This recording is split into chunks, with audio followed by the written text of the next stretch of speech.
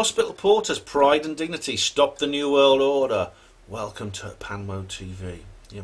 The Veitch is back. Yes, that prominent, chiselled, stubble jawline behind a megaphone will soon be gracing our streets again. Yeah. Oh my goodness. It's funny, like that this has all come up again, because it almost seems cyclical. These various issues to do with truth movement infighting. This is not strictly truth movement infighting. This is to do with fighting by the truth movement against somebody who used to be in the truth movement but then seemed to lapse. Now, I'm talking, of course, about Charlie Veitch. Now, Charlie Veitch there's a couple of people who may be very new to the truth movement who might not actually know who this person is. So if you're new to the UFO, conspiratorial, paranormal world, you may not have even heard of this person. Now, Charlie Veitch is a man who appeared on I was going to say UFO, paranormal conspiracy scene, but that wouldn't be quite correct. Charlie was very, very strictly conspiratorial, and especially focused on the 9/11 truth issue. He was pretty much a 9/11 truth purist when it came to conspiratorial matters, but he had a lot of other interests as well. He also spoke an awful lot about the law and common law and natural law and spiritual and metaphysical matters as well. And he actually got together with a guy called Danny Shine, and they did something called the Love Police. And I think they came to prominence probably around about 15 odd years ago, because the Love Police got onto Edge Media. I don't know if you remember Edge Media TV and On the Edge. Those were the days. Those were the happy days, which I was talking about in my BitChute video, about how there used to be a time when you could just say whatever you wanted and people were all happy, and there was much less trolling, much less infighting, and everyone just sort of got on with the job in hand, which is dealing with these particular issues. Now, they were famous. What the Love Police was actually really good. It was actually really good. They set up the Love Police Academy, and it was essentially a form of very entertaining and very thought-provoking street theatre. I was a big fan of the Love Police, and I've seen them. I saw them out and about. I've met Charlie a couple of times, well, he was all right. He was okay. I got on all right with him.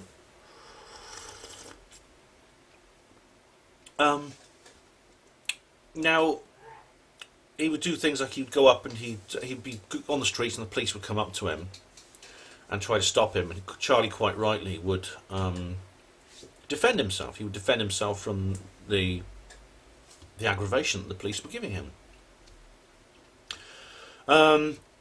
And also, he said private security guards were the worst. He says they were much worse than the police in terms of their knowledge of the law and about the things they used to get wrong. For example, one of Charlie's specialities was to do something very, very sort of ostentatious.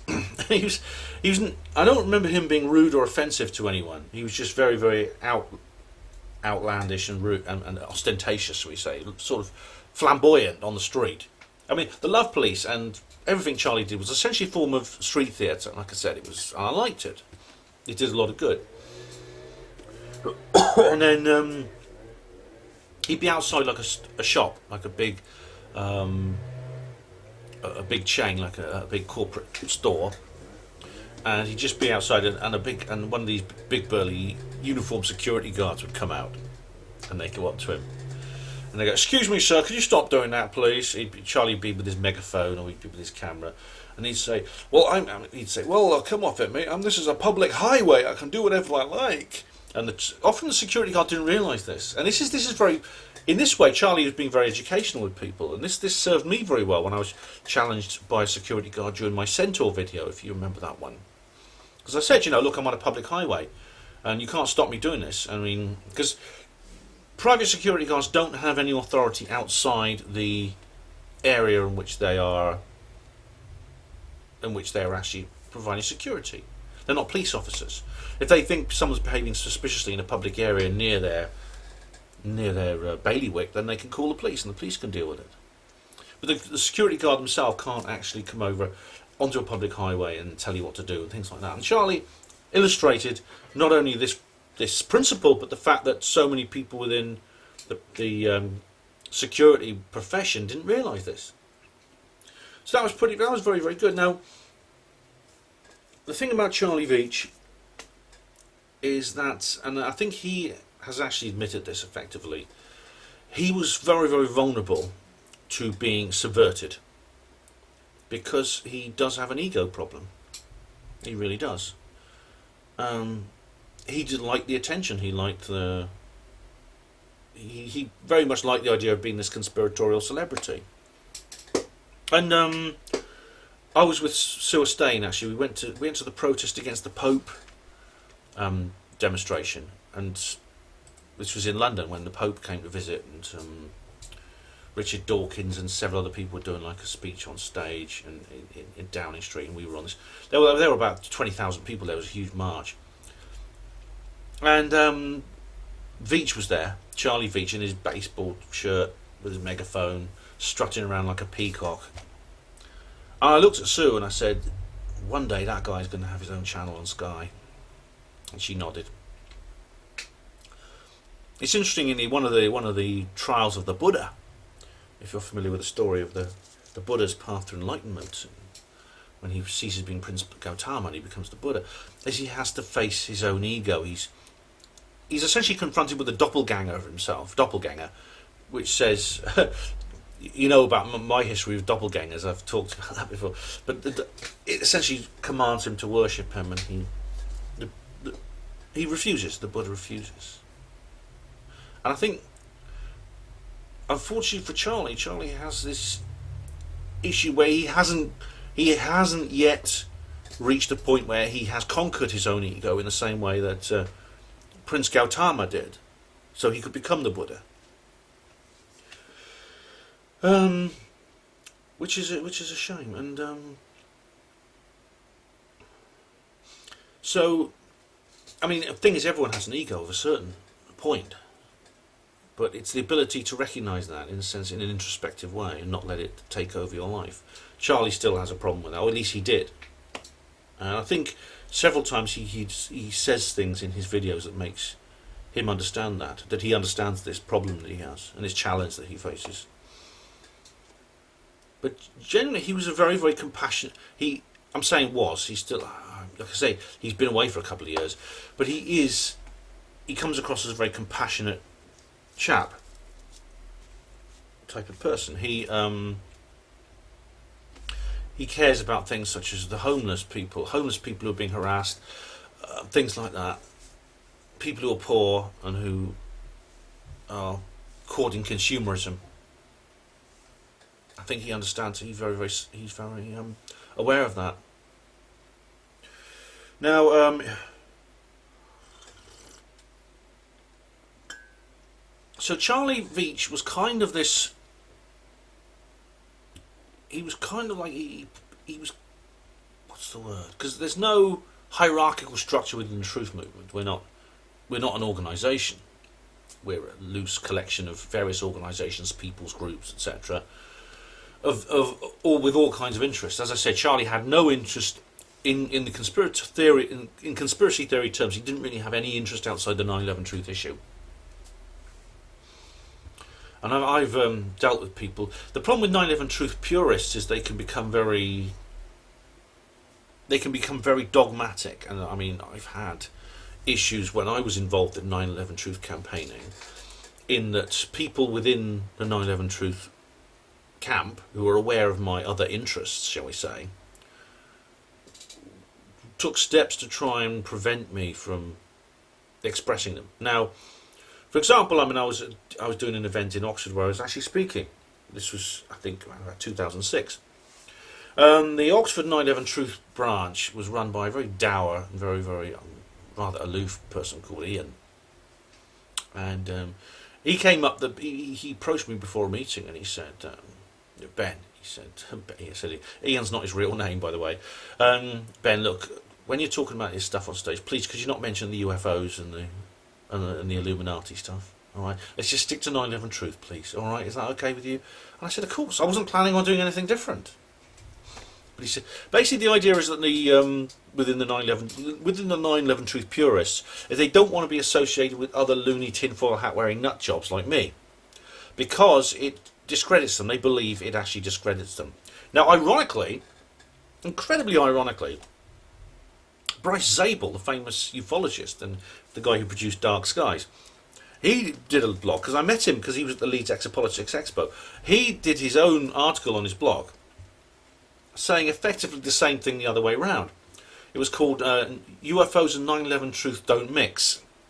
And he said that people who are into UFOs, ufologists, should not make comments or say anything about 9/11 truth issues. And the reason was for the very same points. He made the very same points that Ian did. It brings us into disrepute.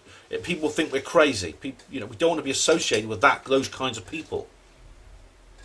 So the two sides, the ufology purists and the 9/11 truth purists, are pretty much saying the same thing from opposite perspectives. It's a very, very weird situation.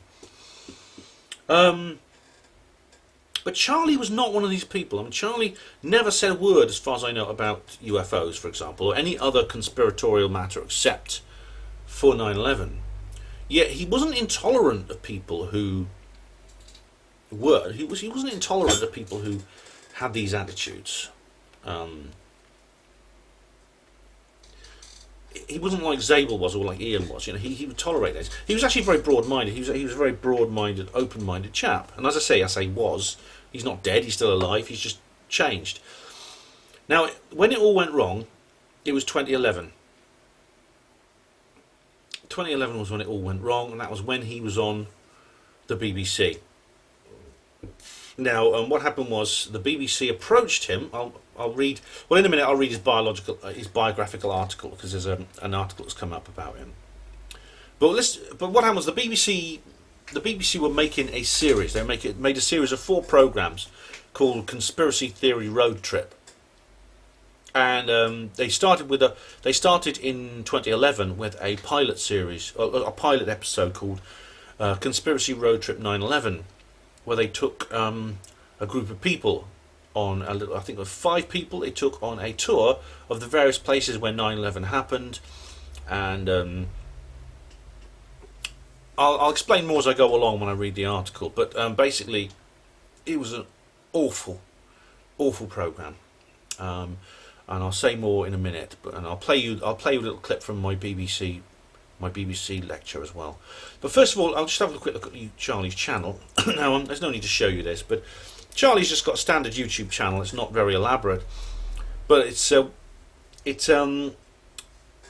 what had happened was he stopped very, very suddenly about over 2 years ago. He was doing like videos every few days. The last one was he covered the White Man's March in Manchester, which is like there was a far right parade through the streets, and they were challenged by Antifa as always. And there was a big hoo-ha about that in the streets. And Charlie covered it from a neutral perspective. Then he just stopped. His output just stopped very suddenly. There was no explanation. There was no video saying, I'm going to be away for a while, I need to do other things. No, there's none of that. He just stopped. And people were saying, Charlie, where are you? Charlie, where are you? And things like that. And but then 5 months ago, he issued a video called Resurrection of the Channel and Overview of Coming Attractions or Events. Of Cosmology, yeah. Resurrection of the Channel and Overview of Coming Cosmology. And then he did a couple of things about cosmology. This is like, he covers a lot of metaphysical matters and spiritual matters as well. He talks about the god and goddess. I think he's a sincere man. I don't think people have painted him as some kind of monster, and I'll say more about that in a minute. But I think he's a sincere, well-meaning man. I think he's genuine in what he does. But I think he's quite isolated, and partly because of his ego problem. And then there's a couple where he challenges security guards. He goes into a an art gallery, and he protests against how feminists have taken away this nude painting. And it's funny because praise Keck, Charlie Veitch is red-pilled on feminism, as the alt-right would say. I don't know if he sounds more like a kind of. There's in his latest output, he says things that are approaching the kind of Sargon of Akkad type liberalistism, as whatever he calls it, where he's essentially left-wing, but he takes a side within this schism within the left wing between the social justice warriors and the classical liberals. So Charlie's very much on the classical liberal side. I don't know if he's going to go that way altogether, but this is just what he appears to be. And it is new. His comeback. So he's brought 9 videos since his comeback in the last 5 months. Whether that'll continue, I don't know. But I mean, he's got his family. Obviously, he's got 2 children and his wife. And his two kids in Manchester. He's driving a car, which is, I couldn't help noticing the car he's driving is a Jaguar. Now, I know what everyone's going to say. Well, that's what you get. That's the money he got from MI5. All right. Oh yeah. Okay. Now we don't know. I don't want to make any judgments here. We don't know how he's earning a living. We don't know what work he's doing, and it's possible he's in a well-paid job. I mean, he used to work in finance. It's possible he's in a well-paid job, so he can afford the Jaguar. So what? I'm not a socialist. So let's give him the benefit of the doubt there. I don't think we should go with the usual conspiratorial line of oh, he's an agent, he's a shill. You know, all right. I've said that. I've got to remember to put some things in the background. Actually, I was going to make a couple of notes. Just a moment. Because if I don't, I'll forget. Okay, hang on. Where are we? Okay. Right. Just a moment. I'm just making notes for things to put in the description box. Okay. Now I'm not going to post a link to this, but I made a video taking the mickey out at Charlie. I made 2 or 3 videos taking the mickey out of Charlie, where I did impressions of him. But you know, he actually saw the funny side of it, believe it or not. He took it with good grace. So I mean, he didn't have a problem with that, which I was glad about. Now we're going to turn to an article in cracked.com.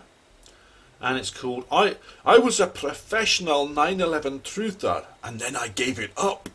Alright, this is an article. It's a biographical article about Charlie. Released in 2016, so it's quite recent. This is kind of during his hiatus. Now, he's done several interviews with the mainstream media. He did an interview with, I think it was Will Storr on the Daily Telegraph, and this was after his big transformation, which I'm going to talk about in a minute. But he also did an interview on YouTube with Myles Power. Now, I will.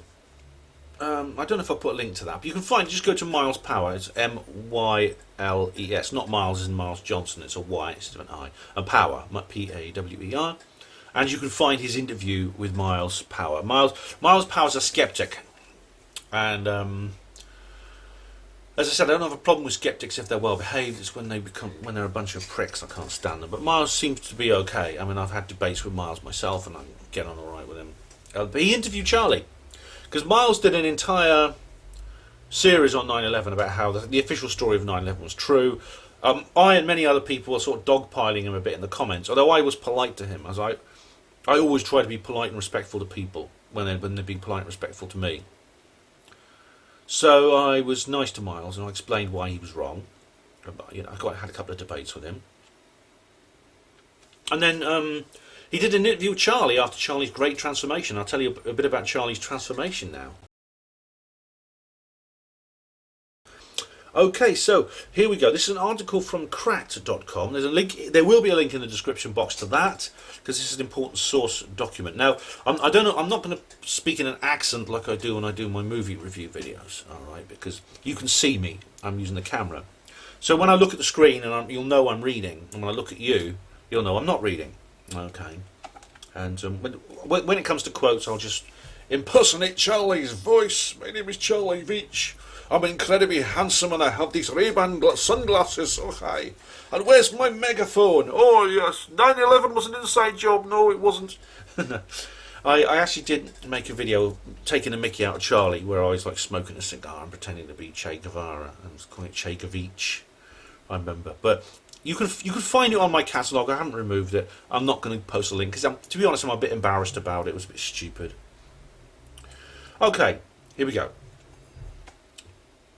No, September 11th was a horrific tragedy that affected us all. Here we are. Okay. In its wake, some folks couldn't help but wonder, what has the world come to? Others asked, what can we do to feel safe again? But a brave few stood up and demanded to know, how can I make this about me? She said, hang on a minute. What is yet? Some folks couldn't help but wonder, what has the world come to? Well, I wondered that. I wondered what the world has come to when I saw September 11th. When I saw it, when it actually happened in 2001, I was actually at the hospital on duty. Everyone remembers where they were when it happened on that day. Yeah, this was just after 2 p.m. UK time when it all kicked off. And I was on a late shift, 2 to 10. And I remember it was actually a trauma technician came up to me and he said, Ben, have you heard? There's a plane's crashed into a building in New York. And I went, what? I went down to the Porter's Lodge, it was on the TV. And of course when the second plane hit, I knew obviously it wasn't an accident. So, I mean, I thought, was the world come to? I was already conspiratorial aware in those days. I'd been reading David Icke in those days. But I started reading David Icke when 9/11 happened. But I didn't do this. I didn't jump to the conclusion and say, oh, it's a conspiracy. No, I didn't do that. I was just stunned. I thought, what has the world come to? And what can we do to feel safe again? Yes. I did feel stunned. I think everyone was shocked. And it says here, but a brave few stood up and demanded to know, how can I make this about me? And I think a brave few is obviously, I think that's obviously ironic. I really do think it is. So, I don't know what the position of the general position of this publication is.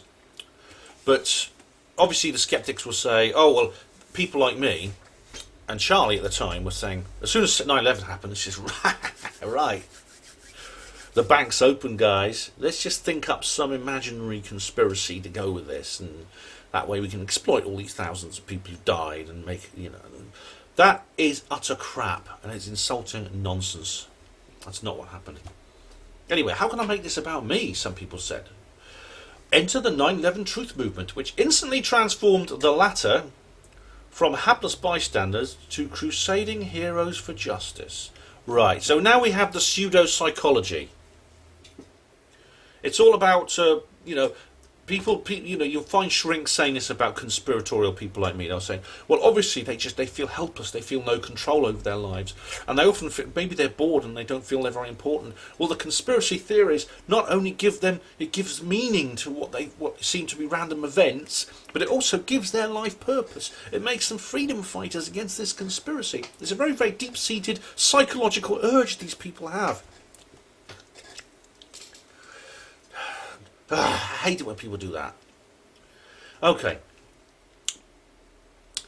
We sat down with Charlie Veitch, who got on the truther bandwagon early and became one of its most popular advocates. That's true. Only to turn away from the whole ridiculous conspiracy. Oh, that's in the narrative. So obviously we have here it's not an impartial article, is it? He turned away from the whole ridiculous conspiracy in the most public way possible. Here's his story. Right.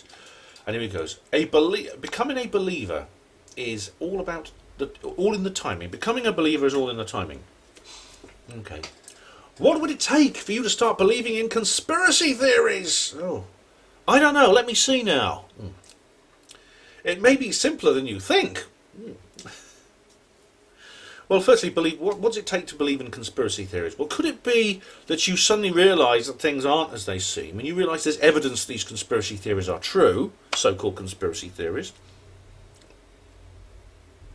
Okay, here's Charlie now. It was 2006, and I'd been out clubbing with a friend of mine, Charlie explained. We were doing ecstasy and we were off our heads.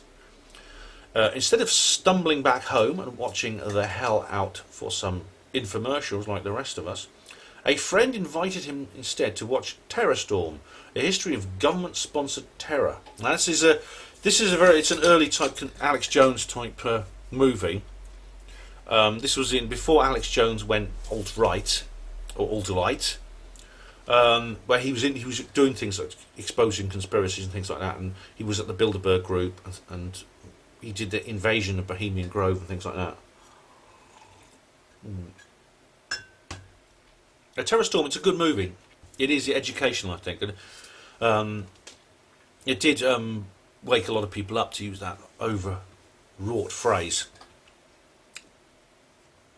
Here we go. Terror Storm, a history of government-sponsored terror, in which melted waxwork impersonator Alex Jones... Alex, are you watching this? Alleges that every major terrorist attack in the past several decades was committed by the government in order to rob people of their rights. Yeah. I don't know. I mean, is it every major terrorist attack? Okay, because, I mean, that's a big... I don't know if Alex Jones believes that. I personally do not believe every terrorist attack is a false flag. I've explained several times there's certain ones that I don't see any evidence that they're false flags. If I don't think there's evidence they're false flags, I won't call them out as false flags. I mean, a couple of the most recent school shootings, I don't, including the most recent one at Parkland, in Florida, I've not seen any evidence to suggest that is anything other than what it's been portrayed as in the news and the official media. If evidence comes to light which contradicts the official story, I'll look at it. But to suggest that we just come to an a priori conclusion about every terrorist event is not the case at all. You would just watch my video with Nick Holostrom I did. Incidentally, Nick and I are on speaking terms at the moment, although it's still a little bit iffy. Okay, here we go. It's a rather crazy idea, but that's the sort of thing happens. That's the sort of thing that happens when your movie stars George W. Bush, Dick Cheney, and Hitler. And that's true. I mean, here we go. There's a little infographic here of Terror Storm. Terror Storm, a history of government-sponsored terrorism. Throughout history, regimes have used terrorist attack as the means to control over their population, and in the last 100 years, Western governments have employed the same measures. But that's true. That's factually true. As I've said in previous videos, watch my Nick Holostrom video. We talk about Operation Gladio. It's a fact. It happens. So rather than calling some people melted waxworks, maybe you could explain why we're incorrect. And the reason Hitler comes into it is because the Nazi regime actually used several false flag terrorist attacks. There's the burning of the Reichstag, which was blamed on the Dutch communists, was actually the work of the Nazis themselves. And there's the famous Polish attack on the border post. I can't remember what that's called. But these were SS troops in Polish uniforms. That was a false flag attack. Okay. That's the great thing about using videos to promote conspiracy theories. As long as you have enough skill in the edit suite, you can manipulate any fact you like into supporting your insane agenda. See, again, insane. You see, this is a piece of propaganda. Obviously, it's using a lot of rhetoric. Talks about ridiculous conspiracy theories, insane agendas. This is in the narrative. Oh, that's some cold drink as well.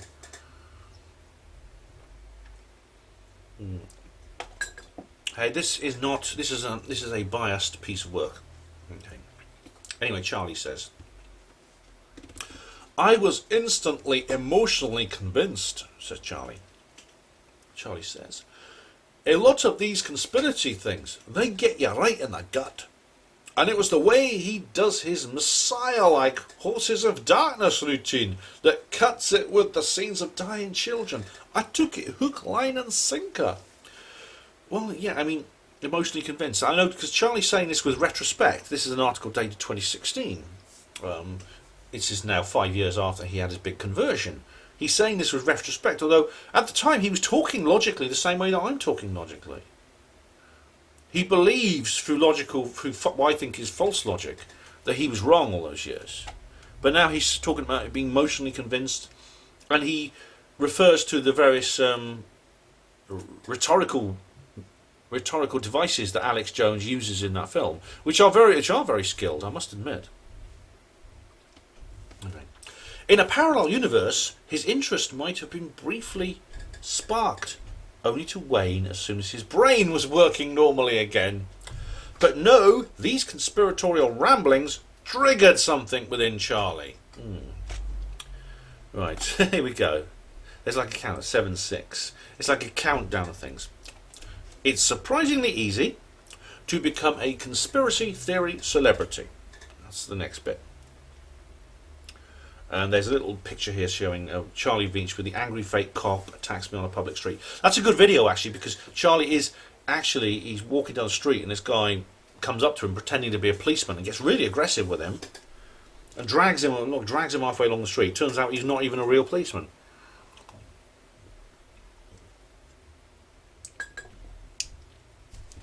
After watching Terrorstorm, Charlie hit the streets with his video camera in search of some love from the internet. By finding conspiracy theories, it was almost like I'd found a religion. I'd always been an outsider, a lone wolf. I wanted someone to accept me. I was emotionally needing a group. I have to say, I understand that, and I think he's right. There is an element of camaraderie within the UFO paranormal conspiracy theory community, which comes from the fact that we are kind of living at a 90-degree angle to everybody else. I talk about this, and I've actually done an article here. I'll just find it for you, where I make this point, because it's all about. I wrote an article about a dating agency, a conspiratorial dating agency. Sorry about the darkness coming up from here.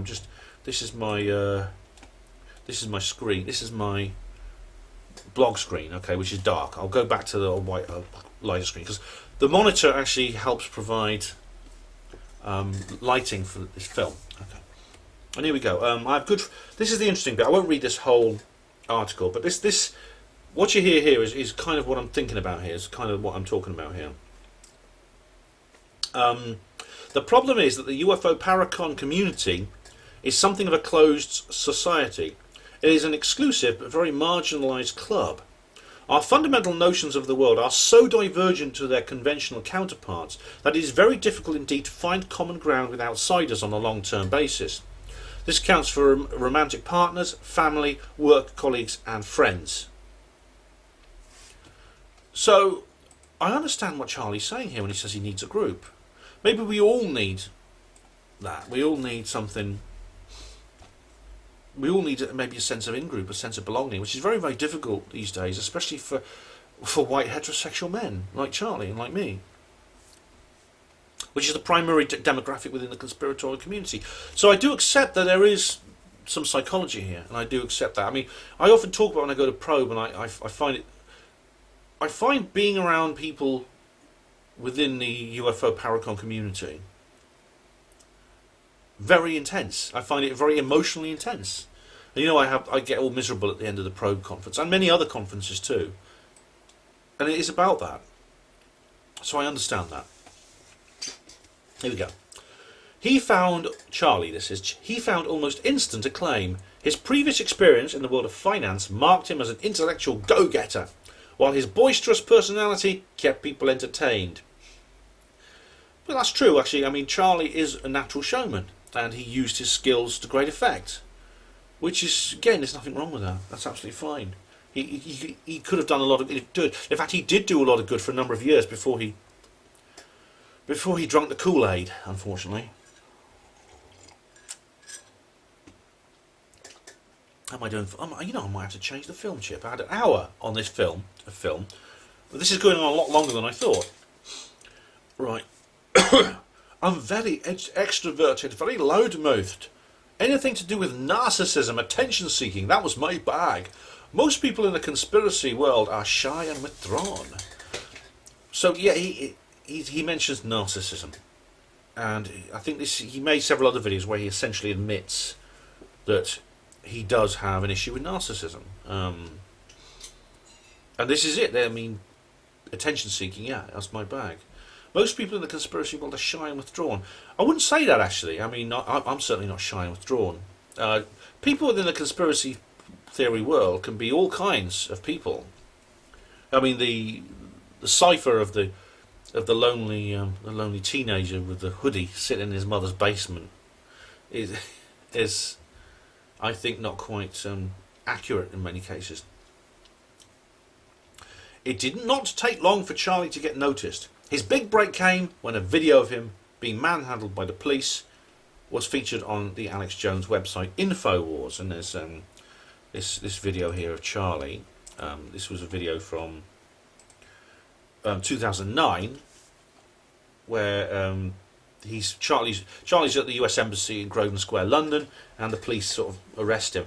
Now, this is actually, say 2009. He was actually famous from about 2006 onwards. So this is maybe when he achieved worldwide acclaim. But he was already famous on the British scene even back then. And it was on. This article continues. The gig brought with it acclaim and travel, but not money. And that's true, actually. Charlie, actually, believe it or not,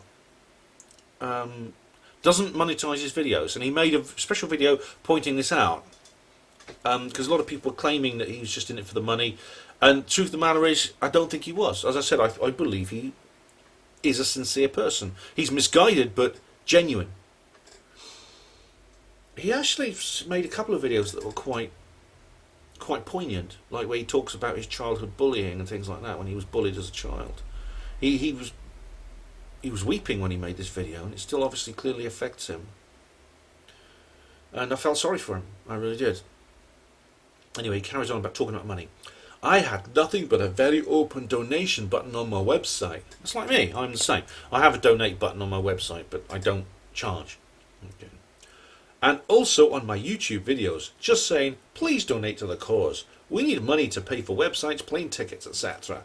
I managed to live on the breadline. I wouldn't recommend it to anyone. I was a true believing hippie. I wasn't interested in money at all. I believe him. I think that's true. I mean, let's face it, Charlie, with his background in finance and things like that, you know, he could, if he was interested in money, there's easier ways to make it. People have made this criticism of David Icke as well, saying David Icke is just in it for the money. Well, David Icke quit a career as a TV presenter to do this. Do you know how much those people earn? So Charlie's experience is very similar to David's. It is a riches to rags story. You know, if you wanted money, you could go out, you could sell dodgy double glazing. There's all kinds of things you could create, stupid modern art, the type he complains about. Yeah, I mean, there's all kinds of ways you can do this. 5. This is clearly a countdown of points. Here we go. 5. All conspiracy theories eventually slide into full-blown madness. Oh my God.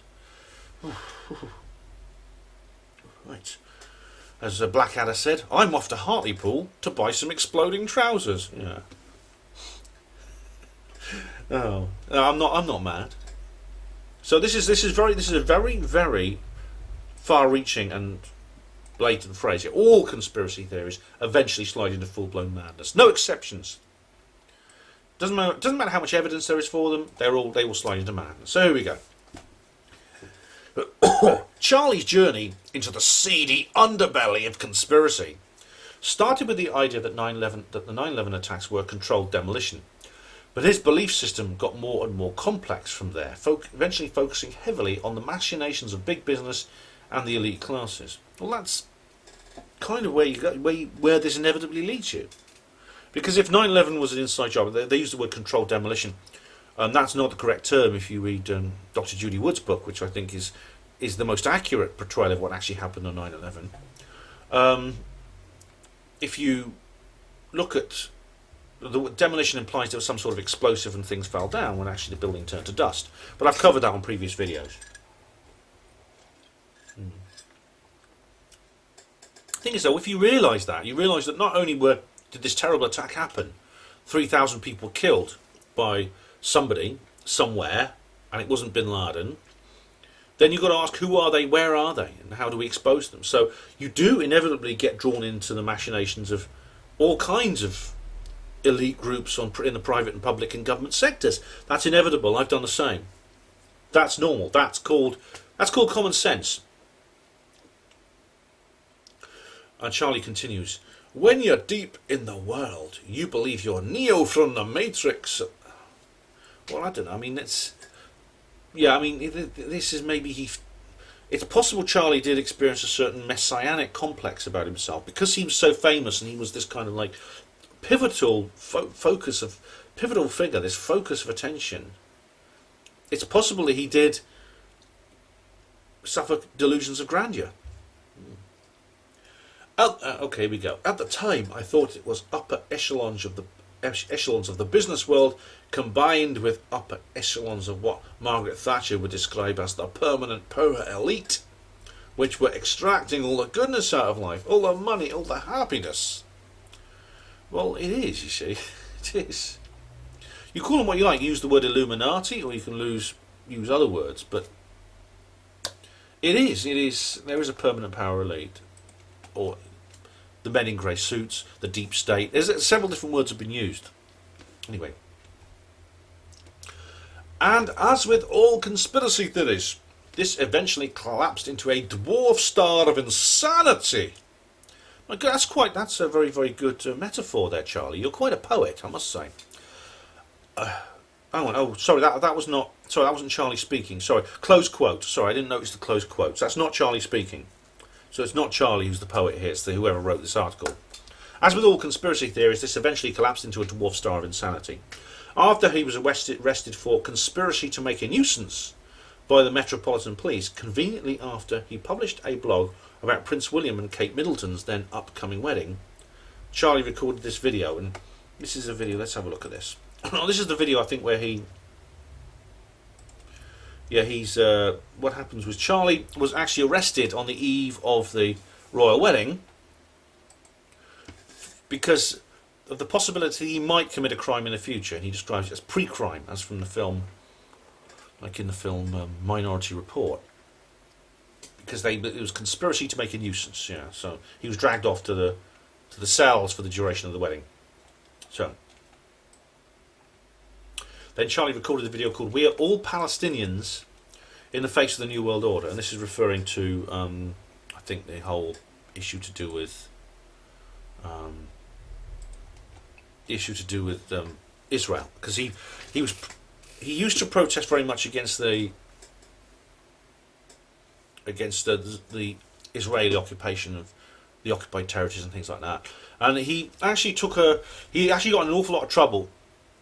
Maybe this article will talk about it in a minute, when he went up to a protest. There was a protest outside a shop called Kedem, which is an Israeli firm, an Israeli chain, which was selling products from Israel, and there was a massive number of people waving Palestinian flags came around it, and then a load of other people with Israeli flags came, and there was like a standoff, and Charlie said correctly, I think, that these people were wrong to target that shop, because the shop was just run by a Jewish businessman who actually was not a Zionist, and the shop was a private company. It didn't take any products from the occupied territories, it got them all from the Dead Sea shores.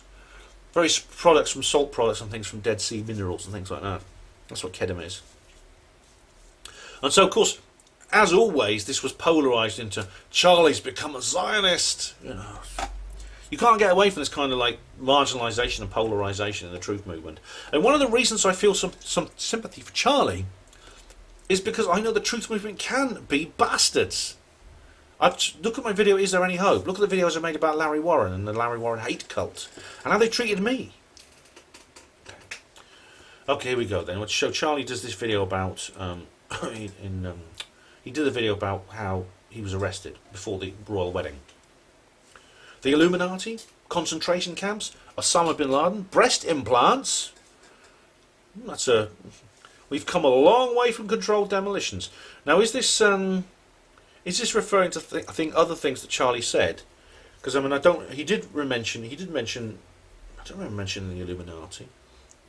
Bin Laden, breast implants. Is there a conspiracy to do with breast implants? I think maybe someone might have said something about. Someone might have said something about how they have microchips in them or something. Okay. Right, here we go. In a study carried out by University of Kent. Okay, there's a hyperlink here, and I know what it is.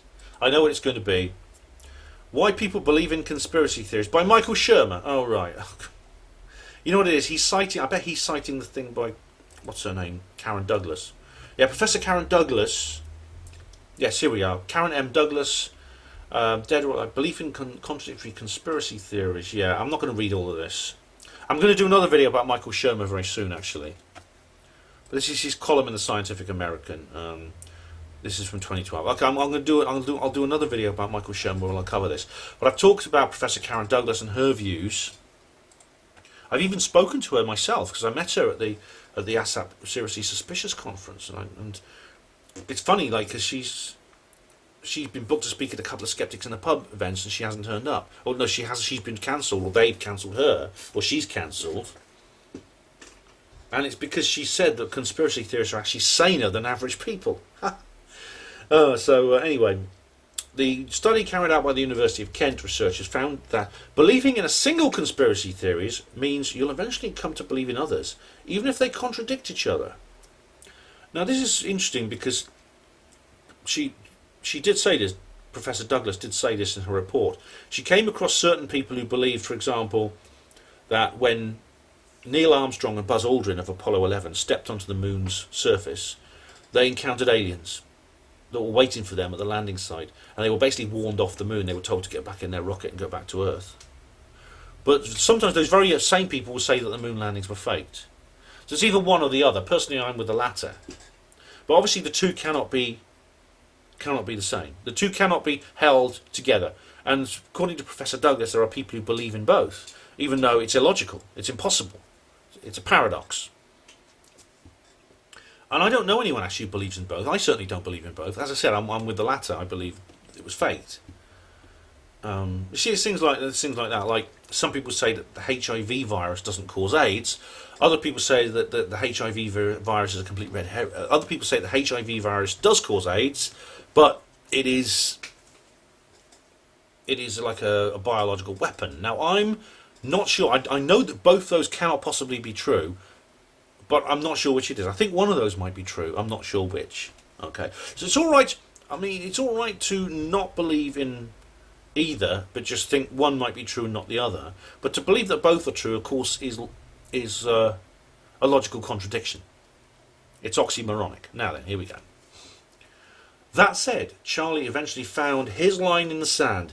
He thought that David Icke's theory that the entire cadre of reptilian aliens rule over the world was utter nonsense. Well, it's not nonsense. I mean, if Charlie thinks that, that's fine. I know a lot of people in the truth movement who are perfectly fine being in the truth movement and not believing that. I know I've seen people who believe it's all disinformation. The whole reptilian thing is disinformation. I've explained calmly and politely why I disagree with those people. So I think what the point they're leading up to the point, which is that Charlie undergoes some sort of change of heart because of this cadre of reptile aliens ruling over the world. This idea from David Icke. Of course, this is what the people who don't believe in that will say. They'll say the whole idea of this reptile aliens is designed to discredit the truth movement. That's what they'll say.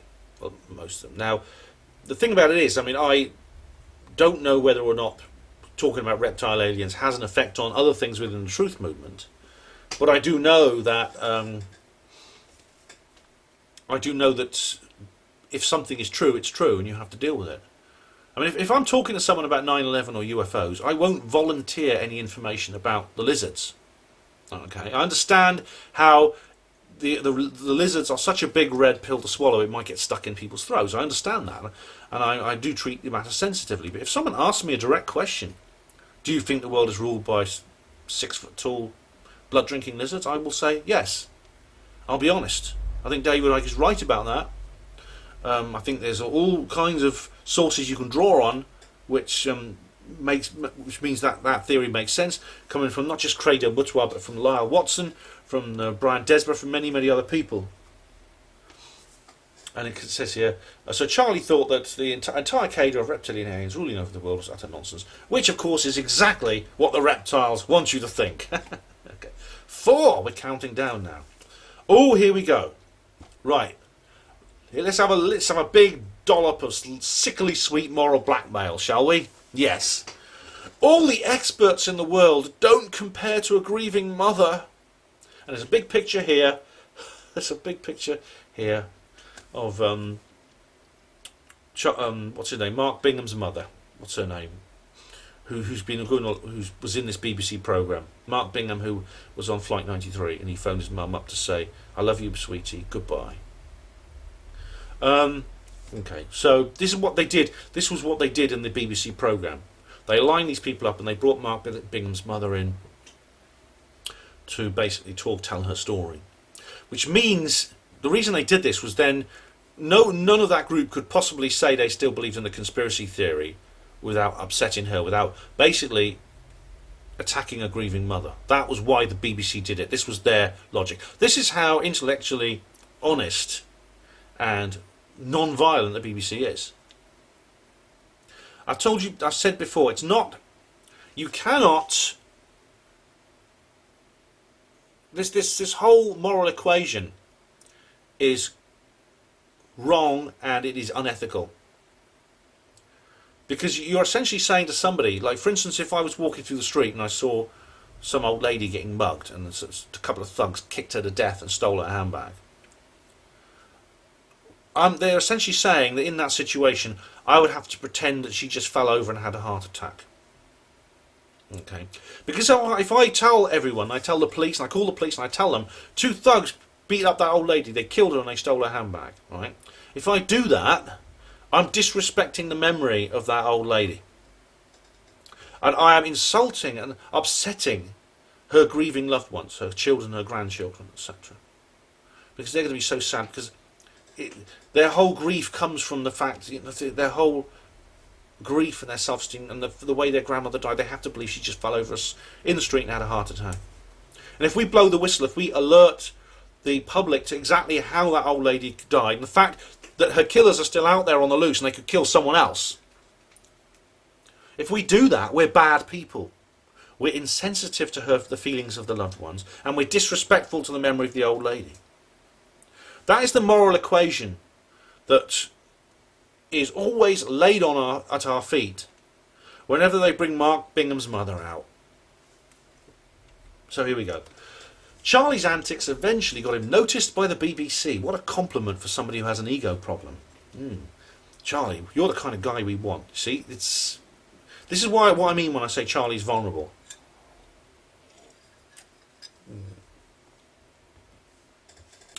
This video is turning out to be an awful lot longer than I thought it would be. Sorry about that. They sent me a message on my YouTube channel. I was given a talk at this amazing festival called Sunrise. Acid and mushrooms and hippie music. Sounds like fun, Charlie. The BBC came into the festival when we were all tripping balls on acid and interviewed me. I must have said the right things. Well, if they interviewed him and they filmed it, I'd quite like to see that film. I'd like to see Charlie out of his head. Okay, here we go. Where are we? Hang on, let's go on. I think I missed a bit. Hang on. No, I must have said the right things, he said. Right, in this case, means entertainingly crazy. So, the next thing Charlie knew, he was being whisked away to New York City to participate in a reality show called Conspiracy Road Trip 9/11, wherein a group of conspiracy theorists discussed their beliefs with a panel of experts, with the expectation that all of that crazy would be unpacked and seen for what it was. Yeah. However, he was convinced that he'd destroy those experts. He was delusional, remember? He was delusional, remember? That's these people talking, not me. It's in brackets. I was so arrogant. I thought I'd be able to joust with the top experts in their fields. I thought I could hold my own with all these heavyweights. I thought it would triple my viewership, change my life, that I'd be the next Alex Jones overnight. It didn't turn out like that. Now, again, let's remember that Charlie is writing this with 5 years of retrospection. Now, is that really what went through his head? Because he has admitted, even back then, he admitted he's got an ego problem. So maybe this was his ego problem type thing. Now there's a video here. Let me just have a look at this. I think it's just a short clip. Oh no, it's the whole thing. Okay, there's amazing. There's a link to the entire documentary. I thought that documentary had been taken down. Okay, right. So it didn't turn out like that. He says, right. Here we go.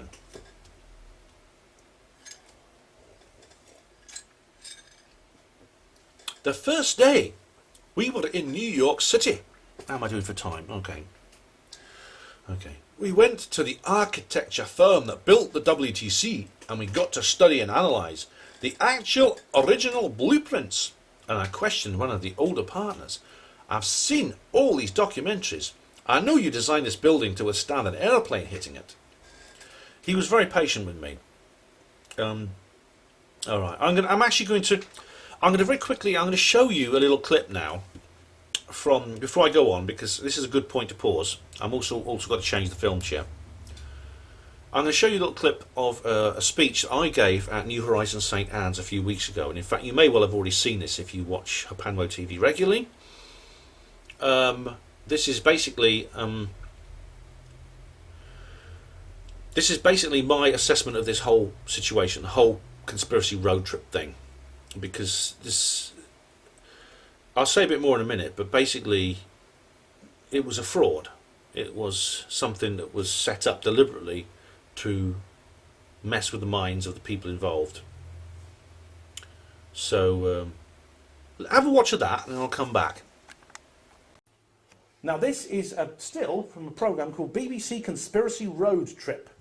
This came out in 2011 to celebrate the 10th anniversary of the 9/11 attacks, and basically it was presented by this chap here, Andrew Maxwell. Now he's a comedian, he's an Irish comedian, and he took a number of people like us basically, people who believe in conspiracy theories about 9/11, that it was an inside job, and he took them on a tour of all the sites where 9/11 happened, in hope that he could change their minds, he could persuade them otherwise. And it's interesting because the only one of them did. It was this chap here, Charlie Veitch. He's called Charlie Veitch. You may have heard of him. He used to be quite well known within our community, and has he been to this event at all?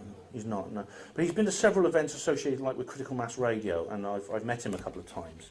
And he was he was a big name actually. He had one of the most popular conspiratorial just conspiratorial spiritual type YouTube channels. Though it went quiet very suddenly, he's just disappeared. No one knows where he's gone.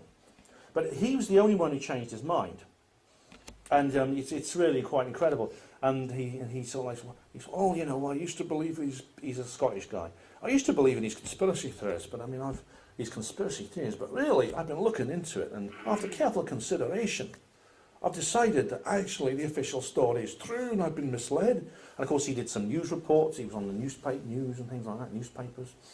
He received a lot of abuse for this from our side of the fence, and I don't support that. And he received some quite hateful abuse, including threats to kill his son and things like that. And I'll say a bit more of this at the end, because it was a dark side to our own community as well, which is detrimental. But you see, he was very, very strategically persuaded. You see him here examining this sophisticated engineering schematic of the Twin Towers. So obviously this was, it explains everything, doesn't it? You can see exactly what happened to the Twin Towers on 9/11. Yeah. And here's the big reveal. Here he is. This is the final scene in the programme where he comes clean to this guy wearing these ridiculous sunglasses here, outside the White House, of all places. And he explains how he's a reformed character. The thing about it is, he wasn't the only one in the series. There was 4 others. You remember, you can see, like, there was these others here. 4 other contestants. Do I call them, what do I call them? Contestants? I don't know what you can call them. Mugs. Victims. But they, one of these people, I won't say which one it was, one of these people actually wrote to me after I published a review of this programme. And they told me that they were completely, utterly misrepresented in this programme. They said, I never said anything like, you see me saying these things, it looks like I'm saying something entirely different. So it was completely distorted. This was a propaganda piece, absolutely no doubt about it. It was designed to distort and confuse and to mislead. Which is why, when the follow-up series came along, when they asked me to be involved, I declined. I said, no thank you, or words to that effect. Yeah, Tony Topping, you recognise him. This is, there's old Tony Topping there. I like Tony, he's a good friend of mine. There's the same presenter, Andrew Maxwell. And here he is with just three of them, just four of them this time. This was the 7/7 version of the 9/11 conspiracy road trip that you saw earlier. And they were basically taken, I think this was the one they wanted me to be on, either this one or the next one. But they took him to the various scenes of the 7/7 destruction. Of course, they did the same thing with 9/11. They did the same thing with the 9/11 versions. My nose itches when I'm talking loudly. Sorry. They did exactly the same thing as they did with the 9/11 ones. You have to meet the grieving relative, don't you? And so it's always the way, isn't it? You know, it's like you're so heartless and cruel. Why? You know, you look at these poor grieving people. You're adding to their pain. And the implication, of course, is that the only way you can show respect to the victims of terrorist attacks is to believe a lie about what killed them and allow the people who did it to get away with it. That's the response I would give. But if any of these guys actually said that, it went onto the cutting room floor, of course. This is the UFO version. Now, there is same guy wearing another ridiculous T-shirt of some kind, and another group of five here, and they went to various places associated with UFOs, Roswell, Area 51, things like that. And again, the hope was that Andrew Maxwell says, I'm going to change their minds, I'm going to make them see rationally, and things like that. Now, this is on YouTube. The 9/11 one's not on YouTube. It's apparently you can't get anywhere now. So, yeah, sure. Oh, I'll take a break in a minute. Yeah, okay, let's finish this bit. But you can watch these on YouTube, and well, I think I made the right choice when I declined to be involved in them. There's a limit on how bad a TV program can be by accident. These were awful. These programs are dire. Just watch them. It's educational just to watch them and see how terrible they are, how one-sided, how misleading, how designed to put across a particular point of view. So, several people said to me afterwards, they said, "Oh, Ben, you should have gone for it. You know, you could have done it. You could have done better than Charlie. You know your stuff. You'd done a lot better. You'd have been okay. They wouldn't have twisted your words. They wouldn't have made you look like an idiot. They wouldn't have messed with your minds until you couldn't tell left from right." And I said, no, they could have, and they would have done. They could have. They could have, and they would have done. When I saw the actual 9/11, not the 9/11 conspiracy road trip, the follow-up series that I was asked to be in, I felt the most intense relief that I'd said no to those bastards. So Charlie went and visited the firm that built the WTC. Right, we got that. See, okay, we go. I questioned one of the older partners. "I've seen all these documentaries. I know you designed this building to withstand an aeroplane hitting it." He was very patient with me. "Charlie, it was designed to take an empty airliner circling in the air, maybe hits at 150 knots. No architect can make a building stop a fully loaded airliner going at nearly the speed of sound." And then the next day, this is Charlie speaking again. Charlie's quoting within this. "And then the next day we met this demolitions expert who explained to us in no uncertain terms how much equipment, machinery it would take to demolish a building like the WTC." Yeah, I remember that. Now that scene is actually included in the film. You see Charlie with his Lego tower, and there's actually a song all about this called Lego Towers. The thing is, that's true. What the demolition expert says true. To wire everything up with explosives, to put all the equipment in there, to strip everything down, pre-test and pre-treat all the columns the way that these demolition people do it. In a working building, in front of all the office staff, it couldn't be done. But the thing about it is, though, it wasn't done. That's not how those buildings were destroyed. They were destroyed using a directed energy weapon. No explosives, no wiring, nothing like that was needed. As Dr. Judy Wood has indicated, please do read her book, Where Did the Towers Go?, or look at her various interviews. Okay, so Charlie goes on. The next day, we went to a flight school in New Jersey, and I found out just how easy it is to control an aircraft. Well, he didn't personally. It was one of the other, what do I call them, contestants, mugs, victims. Her name was Shazza, the one called Shazza. She, the young black lady. She actually got in the plane, and they actually, the pilot showed how to control a light aircraft, basically. And here we go. For Charlie, and here we go. This is it. The worst moment, of course it was meeting Alice Hoagland, whose son Mark Bingham perished aboard Flight 93. And that's it. You see, that's the moral blackmail I was talking to you about. You have to face this lady and explain to her how you are basically urinating on the grave of her son, and you're shitting on her memory and her grief. That's the implication. Because you want justice for her son, because you want to bring the perpetrators to you want those perpetrators locked up before they kill somebody else or kill another 30,000 people. You're a nasty, heartless person and disrespectful. Do you see how horrible this all is? And the moment I saw that on 9/11, I thought, my God, they did the same thing on the 7/7 one with Tony Topping. They forced them to meet two grieving relatives. And Charlie says, I cracked and broke down in tears. It was the human emotion of a mother who lost her kid that changed me. The others believed it was a fake recording, that she was on it, and she was in on it. It was the monstrous ugliness of the other theorists which set me on edge. I'm made to believe they're all part of the 10th. I'm made to believe that they're all part of the 10,000 man strong Illuminati. I said to the producers on day 5 of the tour, I've changed my mind. Okay, right. Logic check. Charlie here was basically, like I said, Charlie here was subjected to a love bomb.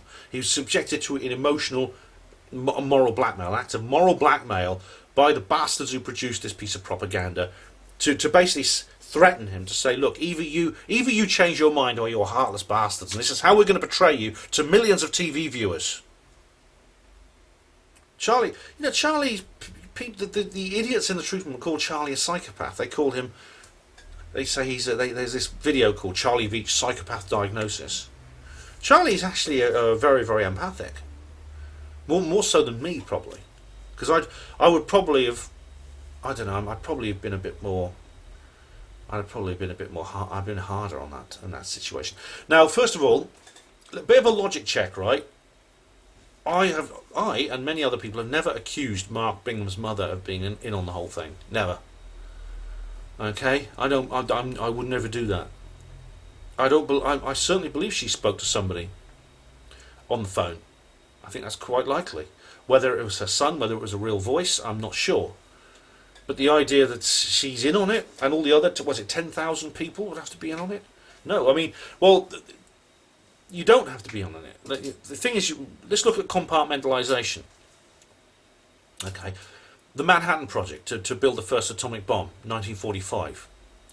Over 250,000 people were part of that project, but only a handful knew it was to build an atomic bomb. There were factories making components for this bomb that were spread hundreds of miles apart, but made by people who didn't know each other. They deliberately selected workers who had no social contact with each other, so that they wouldn't get together, compare notes, and realise what they were doing. When the bomb exploded, right, when this is the first nuclear bomb in history exploded, the noise was so loud it could be heard for dozens and dozens of miles away, and the flash of light was so bright that people saw it, I think, in Las Vegas, which was a big city to the south of the test site. Now, the Army Air Force actually put out a fake news story, just like the old weather balloon story from Roswell, and they basically said that an ammunition dump at the Nellis test site had exploded. So everyone in the view said, don't worry, there's nothing strange going on here, just some ammunition blew up, no one was hurt. And of course, a couple of months later, the bomb gets dropped on Hiroshima, and they say, oh, actually, we've got this brand new bomb that's 100 times as powerful as any other, we've just destroyed this Japanese city with it. We're going to, you know, and then they destroyed Nagasaki. And then they said, oh, we tested it in Nevada a couple of months ago. Do you remember that big bang? Yeah, that was us. The Manhattan Project was developed under complete and total secrecy. It wasn't 10,000 people who were part of it. It was 250,000. And the very same counts for 9/11. In fact, if you look at what is required on 9/11, you realise that there was a drill going on at the time involving aircraft, which confused air traffic control and NORAD. It's perfectly possible that only a handful of people could have done this, with people placed in the right positions, in the right institutions, at the right time, in the right place, could do this. And then Charlie Veitch released this infamous video, no emotional attachment to 9/11 theories, the truth is more important, where he's standing in Times Square, New York, and he's just facing the camera. Funnily enough, there's this it's almost explosion of loud sound just a few minutes into the video. I ripped my earphones off when I first heard it, and I don't know what that is. Whether it's some kind of weapon designed to, I don't know. I don't know what it could be. It could be just someone with a big ghetto blaster nearby who turns it up. But then basically Charlie does this big mea culpa in front of the cameras, and he says here in this description box, my anarchism and libertarian mindset has strengthened. I've spent 5 years listening to the conspiratorial view. Then I got the opportunity to grill the historical accidental view of 9/11 proponents. And then he says, where I stand now is that America's defences got caught with their pants around their ankles. I do not think there was a high-level evil complicity in the events of the day. Yes, I have changed my mind. Okay. So that was his most infamous video, which changed everything. It changed everyone's attitudes in the truth movement towards him, including mine, which was understandable. He's abandoned essentially the whole thing. So we carry on. Charlie couldn't keep this revelation to himself. He announced it via YouTube to all his fans. I felt that the truth movement deserves some truth, and if I'd uncovered the truth, they should know. And on a subconscious level, I think I wanted to fuck off the whole movement and call them liars and bloody brainwashers. Okay, well, that's not fair, Charlie. We're not all liars and brainwashers. That's what you, again, are. I think you're looking at this in retrospect, and you're looking at it as not as you did at the time, because I remember how you looked at it at the time, and you didn't say things like this. The truth of the matter is, the truth. Well, the whole. What happened after you released your change of mind video, I'll come to in a minute, but I think it has biased your view of what happened to you, and understandably. And here we go. Luckily, YouTube is and always has been a bastion of politeness and reason, ironically. And that's an ironic statement which I absolutely agree with. Number 3, right. 3. This is we're on the countdown now, you see. Once you come to your senses, see, do you notice how the numbers have been counting down? 7, 6, 5, 4, 3, counting down to something. Once you come to your senses, be prepared for serious backlash. Okay, so that's another way of saying, once you change your mind on something, and you are mistaken, people are going to criticise you. Yes, that's true. However, in Charlie's case, it wasn't just criticism. It was more than that. I criticised him.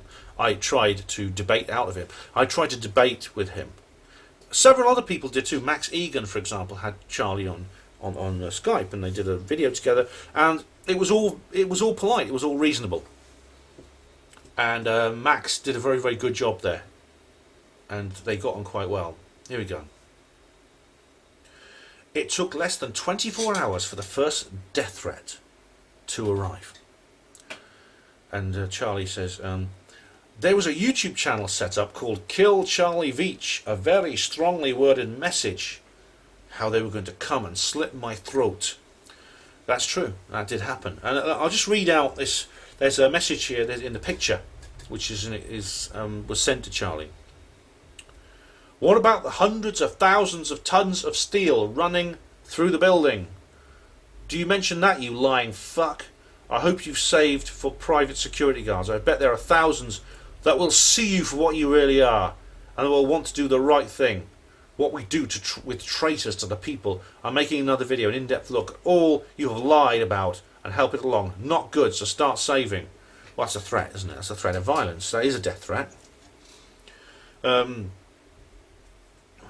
Unsurprisingly, the conspiracy community fell back on conspiracies to explain Charlie's sudden change of heart.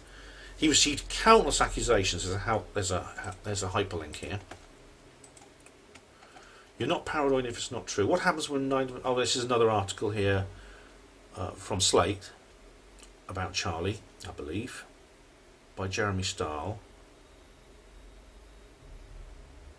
I'll read that another time. It's not. I don't know. It's I'll read that another time actually, because that looks interesting. Maybe I'll do another video about it.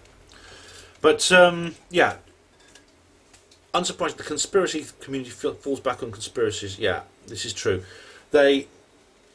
He received accusations that he'd been converted by the BBC using neurolinguistic programming, hypnotised or placed under mind control. Well, that's a possibility, to be honest. It's possible that Charlie was subjected to that. Or you don't have to do anything as elaborate as neurolinguistic programming, though.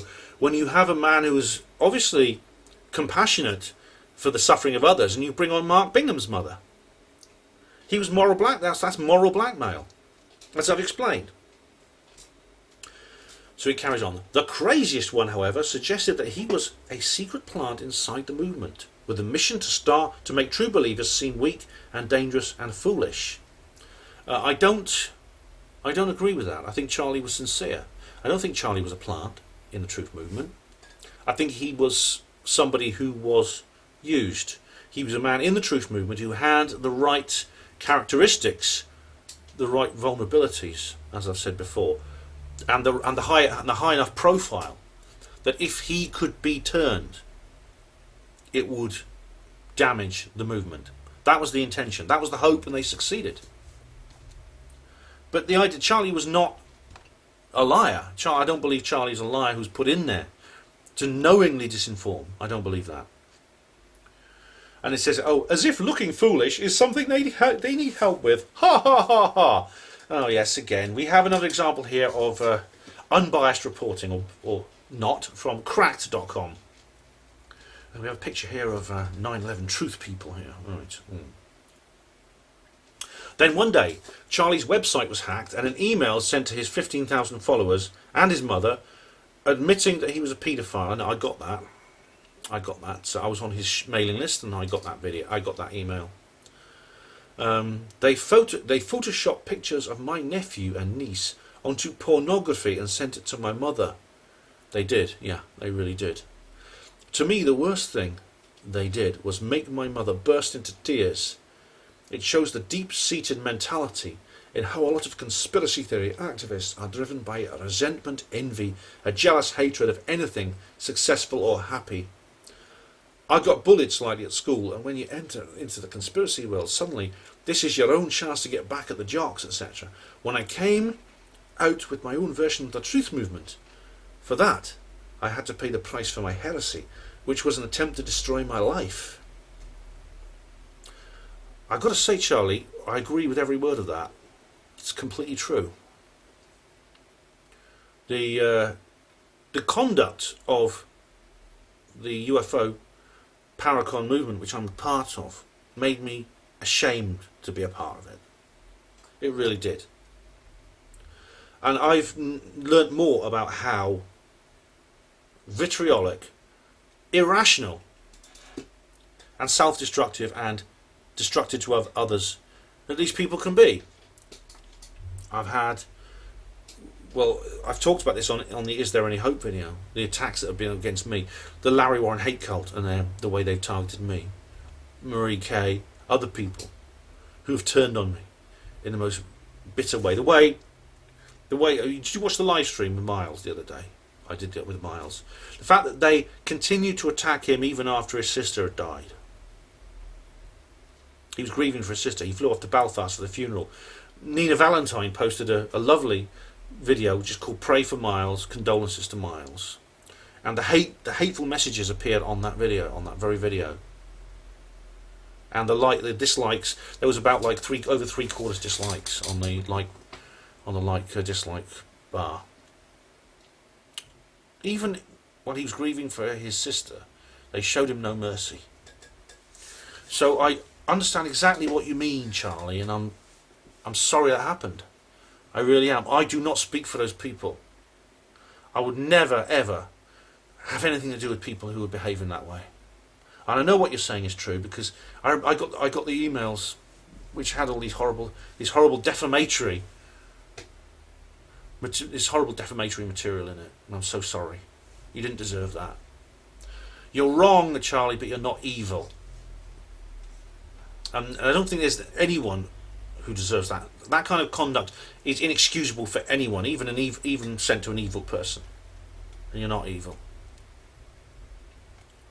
So Charlie then made a couple of other videos about all this. He made a couple of comedy ones where he was Damien Rockefeller. Do you remember those? Now, I know people, Andrew Johnson has talked about this, about how they regard this as another sinister twist in the story, but actually it was just, I think it was Charlie just making a piece of ironic comedy. Okay, so this article continues. It's not a one-off thing, because after Jean Rosen, who's Jean Rosen? Here we go. All right, yeah. The man helped save 6 children is now getting harassed for it. Oh, this is the Sandy Hook thing. Right, I remember this, yeah. He sheltered children from Sandy Hook in his home. Conspiracy theorists descended on him with death threats and allegations of being a government plant or, of course, having pedo undertones. Yeah, I mean, I don't know much about that, actually. But I did actually say to people not to behave like this, because when that children's playground was set up in memory of some of the young people who allegedly died at Sandy Hook, someone went in there and vandalised it, and I wrote an article saying don't do that sort of thing. I did say that. I'm totally against that kind of behaviour. Okay. Luckily, the shitstorm does blow itself out eventually. Take Charlie, for instance. It pretty much came to an end in April 2015, 4 years after he disavowed the movement. How am I doing for time? Blimey. So this is going to be a much longer video than I thought. Sorry, I thought this was going to be like a 20-minute job. Okay, 2. We're counting down now. You become part of the conspiracy. Charlie was one of the 5 truthers whom the BBC flew out to New York City. They also went to the Pentagon as well and several other places. Of those, he was the only one who had a change of heart. This conviction is something that he attributes to the cult-like nature of conspiracy theorists. Right, well, unfortunately there is a cultic mentality within the UFO Paracon movement, which is why I call the people who are against Larry Warren the Larry Warren hate cult. I don't say that as an exaggeration, I mean it. They are a hate cult. So he said here, but I mean, I as I've said before, the reason I'm involved in this movement is through, I think, because of reason. I think my powers of reason have led me here. I have looked at both sides of the subject. So watch my skeptic video. I've looked at both sides of this, and I still think that the conspiratorial the UFO Paracon position is correct in most cases. Anyway, after I changed my mind, a lot of people thought I'd become a drone. A drone. It's so sad growing up and leaving a cult, and it is a cult. They call themselves a truth movement as a way to hoodwink you. Anything that calls itself truth or a truth movement is probably lies. Now again, I think, Charlie, that's not fair.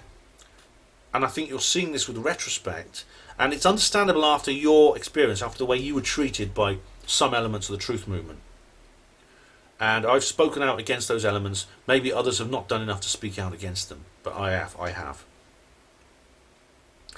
And I don't think it's lies. I think the thing about it is, I mean, there's the way that, say, Andrew Johnson has been treated by the mainstream 9/11 truth movement because he has advocated the work of Dr. Judy Wood. And they've called him all kinds of things. I myself was attacked by, I won't mention his name, but he's a thermitically correct 9/11 truther. He unfriended me on Facebook. He said I was worse than the official story. So yeah, you do have a point, up to a point, but it's not fair to say that we're just all of us are just a cult and we're all hoodwinked. It's not fair, and it's not probably lies just because it's called a truth movement. Okay, so right, here we go.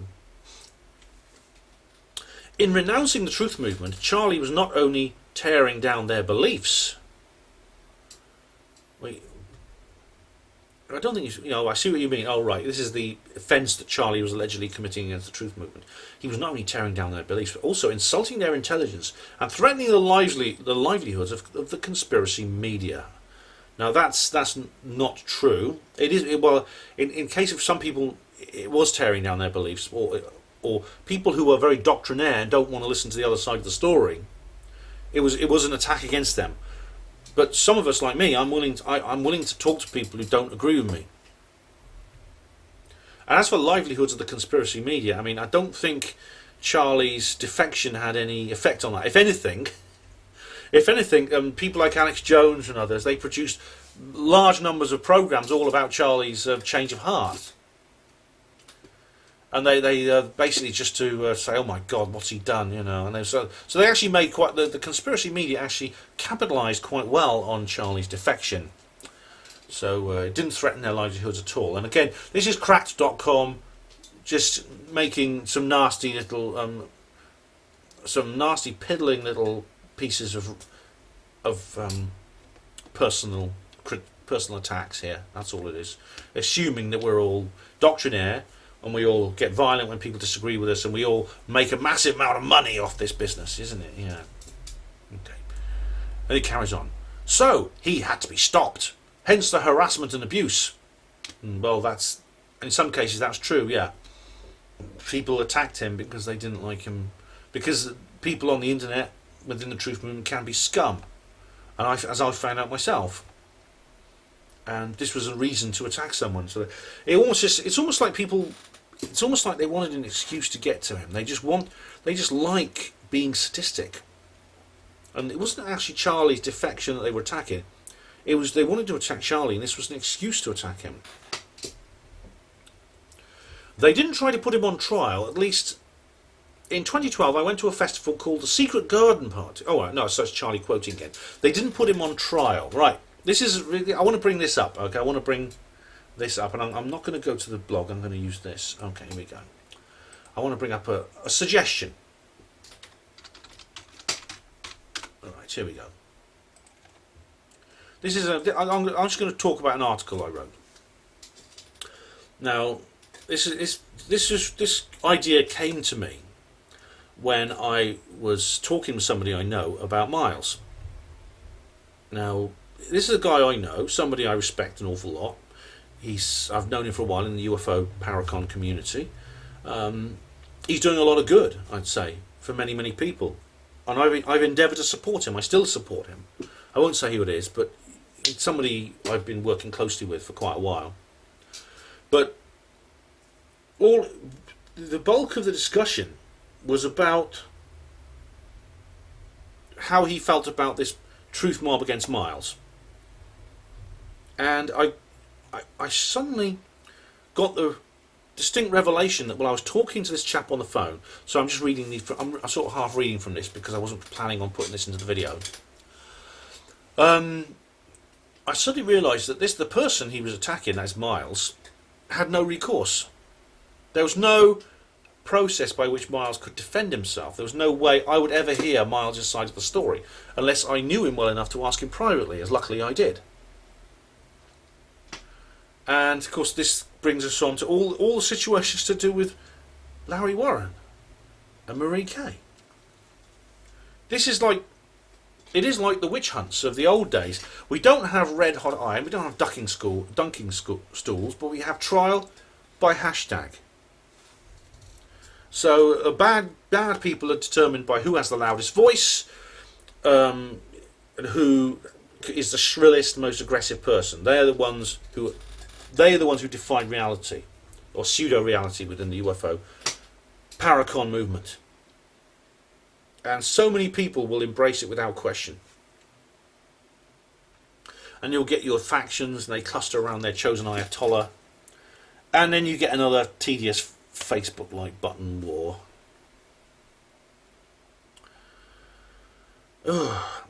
So then after I'd had this phone call with this person, I should thank this person actually, because this idea came to me, and next time I speak to him I'll suggest it. Why don't we establish some kind of tribunal? And then suddenly that line in that article reminded me of this. And I posted it on Facebook, a thought experiment. A tribunal to decide who is or is not a shill. And when I say shill, I also mean liar, fraud, and all the other things that Larry Warren has been accused of, and Miles has been accused of, and I've been accused of. Now, this is feasible. Okay, we could do it if we wanted to. We could arrange our own independent legal system. There are lots. You'd be surprised how many there are. There are lots and lots of independent, non-state legal systems in existence in the world, including this country. These are ones that are run privately and have zero legislative power, but they function through the willing cooperation of those involved. And most of them are organised through close-knit religious communities. There's the Beth Din network of Jewish courts, and the Qadi, the councils of the Sharia, which is the orthodox law of Islam, where Muslims will often sort out issues in these Sharia courts. Now, a lot of people are very frightened of these Sharia courts, and to be honest, I am concerned that if these were ever given legislative power, but at the moment they are completely independent. People do so, they cooperate with these courts because they believe that the legal system is divine, it's a gift to humanity from God. But the ruling cannot be enforced in these courts, in these Jewish or Islamic courts, with the exception of places like Saudi Arabia. People could disobey them if they wanted to. They don't, because they cooperate, and also because of peer pressure. So we of course don't have a religious dogma within the UFO Paracon movement. We have mixed religious beliefs, but isn't philosophical justice divine, even if we don't believe in God? Now, what would happen in this hypothetical situation is if any member of the UFO Paracon community suddenly believed that someone else had committed an offence in the way Charlie had, allegedly, had changed their mind about 9/11, etc., or was a shill or an agent, etc., etc., etc., and commit any offence against the mission of the movement and of the people within it, they could present their case to a tribunal as a form of prosecution. The accused could then defend themselves in the same way, and a verdict could be reached. It would be civilised, it would be formal. Now, the details of how this system could work fairly and effectively, that could be hashed out over a longer process. But it will be a long, difficult process. It would involve many, many people. So I'm not going to suggest any details at this juncture. Just think about the basic idea of it. It's not a bad idea. Surely it will be preferable to what I just described and what I've experienced. It would mean that people who attack others, or want to attack, feel this urge to attack others within the movement, would have to prove their allegations in a calm, professional atmosphere where real evidence could be tabled and debated rationally. Wouldn't that be better? Now, I'm well aware that this is nothing more than I said it was, a thought experiment. But the establishment of its own system, a truth law, you need everyone to cooperate with it willingly, and that's going to be a very difficult task. So the age of the truth mob is going to continue. But I thought it was a good idea. I thought it was a nice idea for dealing with this sort of situation. Do you see what I mean? And what I've just heard is a reminder of that. What I've just heard, which Charlie experienced, what Charlie suffered, is as a reminder of that. I'll continue. So they didn't put him on trial. Okay. So in 2012, I went to a festival called the Secret Garden Parties. I remember his video about that. I was invited to speak at a camp called Conspiracy Camp. I thought it was self-referentially ironic, but I was wrong. It descended into some sort of Kangaroo Court, a witch trial. I gave my 20-minute talk on why I changed my mind. They had people in the audience interrogating me. What about you being a child molester? What about your girlfriend leaving you? What are the BBC paying you? So yeah, I mean, I don't know if that was filmed at all. I've not seen the video of it, but I mean that it wouldn't surprise me if people were basically heckling him. There's some pretty awful people in the truth movement. I'm actually recording this on the eve of going to the Probe conference where I'm speaking, and I've got a feeling this might happen to me. It's possible. So here we go. Yes, Charlie, leaving a conspiracy theory movement birthed its own conspiracy theory movement. Oh yeah, the people are saying he was a shill. Yeah, okay. And here we are. 1. Empathy is the only way to break out. So what is the key to stopping conspiracy theorists? It's like a wise dog once said. Empathy? Empathy? Put yourself in the place of me. I've never heard a dog say that, but anyway. It was his conversation with Mark Bingham's grieving mother and his disgust at how his fellow conspiracy theorists were treating her with utter contempt, which pushed Charlie back into sanity. Well, you know, honestly, if I came across anyone who's abusing Mark Bingham's mother, I'd be as upset as he was, and I can understand the shame of being associated with any organisation or group of organisations or tendency that will behave like that. I really do. But to push, it says here, push Charlie back into sanity. That again is a piece of rhetoric. I think what they did was they pushed Charlie into falsehood.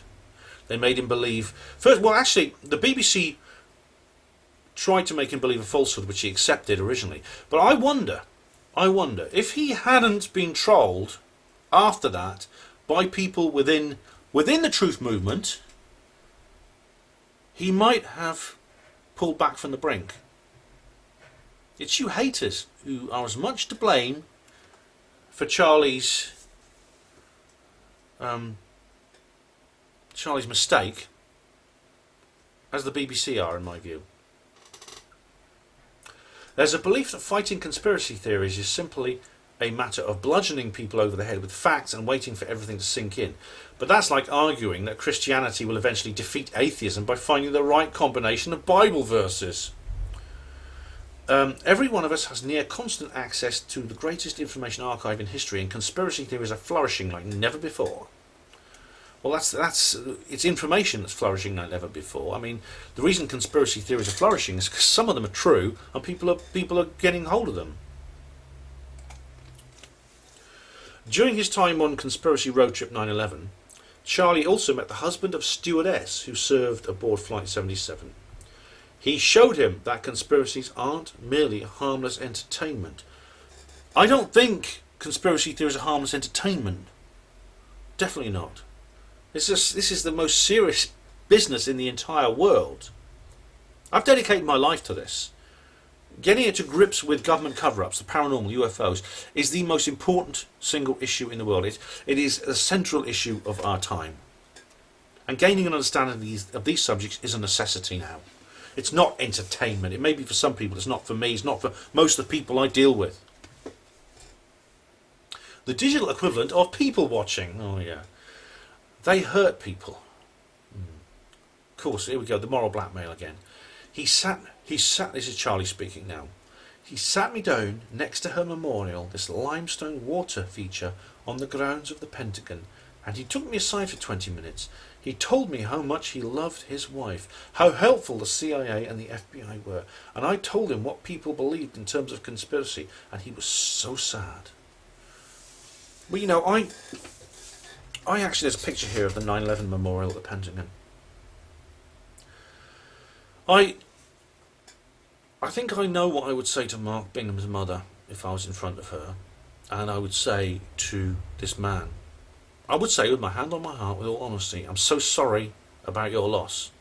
I'm so sad that your adult son was killed aboard this plane. Because he was killed, okay, Mark Bingham is not living under a fake name in some Caribbean resort, you know, sipping pina colada from a coconut shell and reaching past Nick Pope for the hors d'oeuvres. No, he's not. He did die. I mean, I don't believe he died in a plane crash or a plane crash, but he did. He's not alive now. I would say, Mrs. Hogan, I'm very, very sorry you lost your son the way you did. And I promise you I'll do everything I can to bring the people who killed him to justice before they deprive another mother of her son and another father of their daughter. and another brother of his brother or sister, and another child of their father. That's what I would do. That's what I would say, and I'd say it to this stewardess's husband as well. Charlie continues. What the conspiracy theory world does, they really hurt the victims of terrorist incidents. Well, this, unfortunately, if people are upset by, as I said, the old lady lying in the street, dead, am I supposed not to tell the police that 2 people kicked her to death because me doing that causes pain to her loved ones? Am I supposed to pretend she just dropped dead of a heart attack then? Am I supposed to pretend that to spare the feelings of the loved ones? Am I? Am I supposed to keep quiet about information that could bring the killers to justice before they beat up some other old lady and rob her? Because it is disrespectful to that first old lady's memory? Am I? Charlie continues. Say your wife has been killed by terrorists, and then the government and their agencies do everything they can to help you to find the perpetrators. Well, the government agencies haven't. The government agencies have been spreading a lie. They've been saying, the government agencies have been saying that 19 guys with hardware tools took over an aircraft, flew them into buildings, overcome the best defended airspace in the world, flew them into 2 buildings, which then turned into clouds of dust. That's what the government agencies are doing. They're not doing everything they can to help you find the perpetrators. He carries on. And then for people to say that the very people who want to help you are the people who killed your wife? I wouldn't be able to cope with that. Well, I'm not saying that the people who want to help you, I'm not saying that the FBI officer who provides you with counselling is the person who organised the destruction of the World Trade Center and the missile that flew into the Pentagon. I'm not saying that, Charlie. But there's an institution, a super-governmental institution that must be behind this. It's a fact. Okay. It's only when Charlie met the people behind the people behind the tragedy that he understood them as grieving, hurt human beings and not soulless monsters. There we have more rhetoric here, you see. Like I'm supposed to see people as soulless monsters because they've lost loved ones in terrorist attacks, which I question the official story. There's a picture, a little still here of one of the victims. I can't use any other word. Embracing Mark Bingham's mother. I think it's the presenter actually, Andrew Maxwell. Okay. And Charlie then continues. I don't know how much money the BBC spent. A lot of money.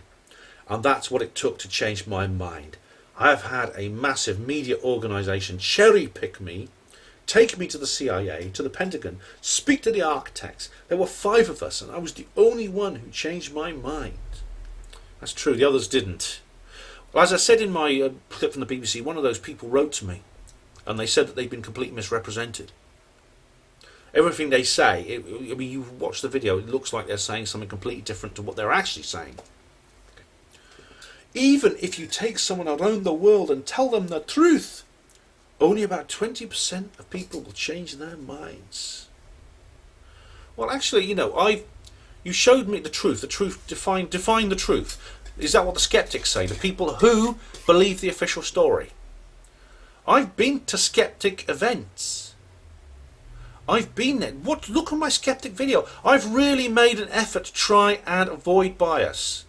Bias is inevitable. All of us have it, but you can fight back against it. You can minimise bias in your life. I have made an effort to do that. Please do look at my skeptics video. I understand the point you're making, Charlie. And this is why I want to look at both sides of every story. And then he goes, the other 80% will go straight to the comments section. Have fun. With special thanks to Charlie Veitch. And this is the author. It talks about more about this article. Okay, so that's Charlie's interview in cracked.com. As I said, I think Charlie was being honest about what happened to him. And I do think there's a lesson here for we in the truth movement about how we behave, about our conduct to each other. And this is partly caused by the internet, it's partly caused by just maybe human nature, and the fact that we are isolated from the people we communicate with now, which is why when I said let's confront Droid. Do you want to watch my confronting Droid video? He never showed up. This is the big man who's been talking big on the internet for over a decade, attacking me. When he had an opportunity, I gave him the opportunity to come and say all the things he said to me to my face. He didn't do it. He backed out because he couldn't. And I think without the internet, I think Charlie wouldn't have had this kind of abuse, because people would have had to stand in front of him and say the things they did. And I know what they said to him, and it's appalling. This is why I said in my Is There Any Hope video, if we end up with the New World Order, we're going to deserve it. And I will have no sympathy for any of you as you're dragged into FEMA camps, even though I'll be dragged in there with you. Because this is you brought this on yourself. You brought this on yourself by your obsession. Oh, Miles Johnston, Larry Warren, blah, blah, blah, blah. Just post some abuse here. Let me call this person a name there. I'm not going to repeat all the points I made in that video. But like I said, Charlie, things might have been very different if you people who abused Charlie had not done so. You basically...